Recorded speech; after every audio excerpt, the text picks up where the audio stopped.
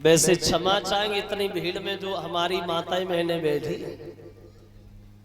अगर हम ये सवाल करें पूछें, इन लोगों में ऐसी कौन सी स्त्री है जो रोजाना सुबह को उठ के अपने पति के पैर छूती है?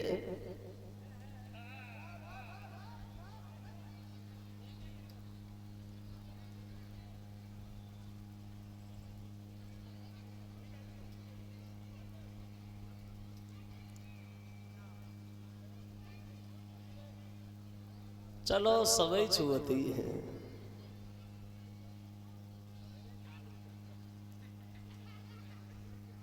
हमें पता है सभी छूती होंगी।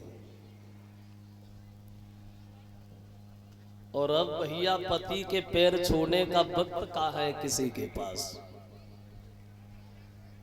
इधर जी नहीं मालूम परी सोच मुदे या ना मुदे ता से पहले सोई गई। और सवेरे इन्हें 6-6 बार जगाव तो तन की आंखें खुलती हैं, और आंखें खुल जाएं तो पति के पैर कानसी में भाजे शीशा उठाती सोतम विदिया तो न चली गई इधर उधर। तो बस रहे हम साझी कह रहे।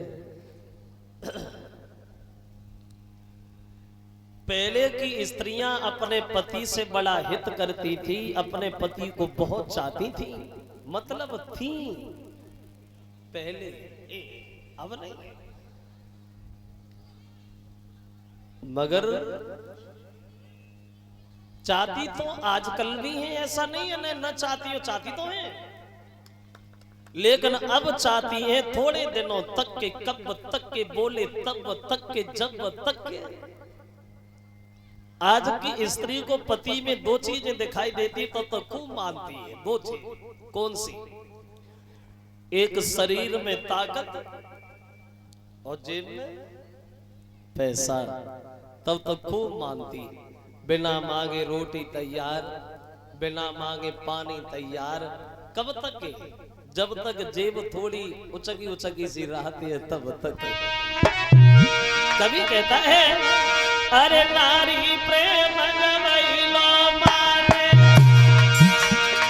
धन बल तोर बराबरी जाने। वैसे क्षमा करे, ये हम एक घर की बात नहीं कह रहे, घर घर की बातें हैं ये। देखा होगा आप लोगों ने, और न देखा हो तो हमारी बात की अनवाय जरूर करना। तुम बाहर से आ, पैसा पैदा करके ला, घरे घुसो तो अम्मा तो मुंह की तरफ देखते, बहू जेब की तरफ देखते, फर्क तो ही है।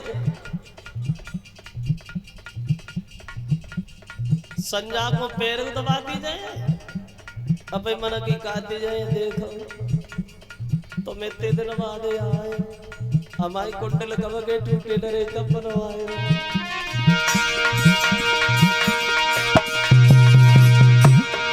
फिर वही औरत अरे धन बल तब ही जात प्रेम घटना तुम्हारी को आई। बत बोले करुए बोल कह मरी ना पिया दुखदाई।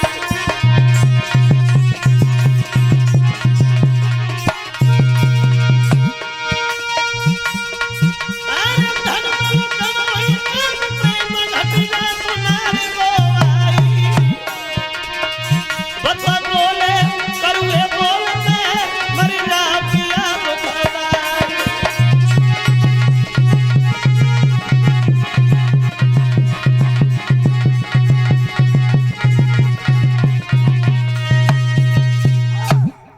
तो इसका ये नियम था पैर छूना।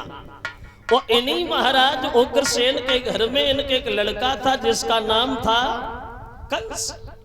और ये कंस जो था, ये एक विद्वान ये बता रहा है उग्रसेन से पैदा नहीं हुआ था, एक दुर्मिल्क नाम के राक्षस से पैदा हुआ था। ऐसा कैसे हुआ बहुत जल्दी में हम आपको बताएं।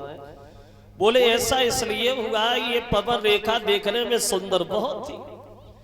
एक बार बाग में गई है फूल तोड़ने के लिए, सहेलियां साथ में हैं, चलो घूम भी आएंगे, पूजा के लिए फूल भी ले आएंगे।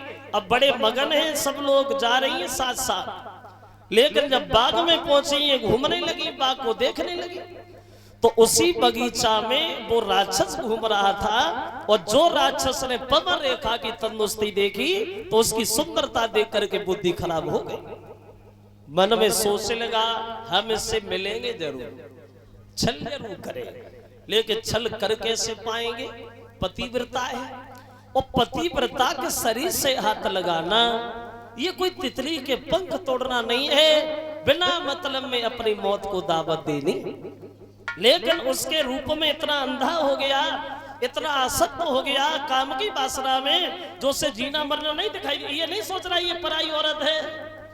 और पराई औरत विष की बेल है। एक कवि कहता है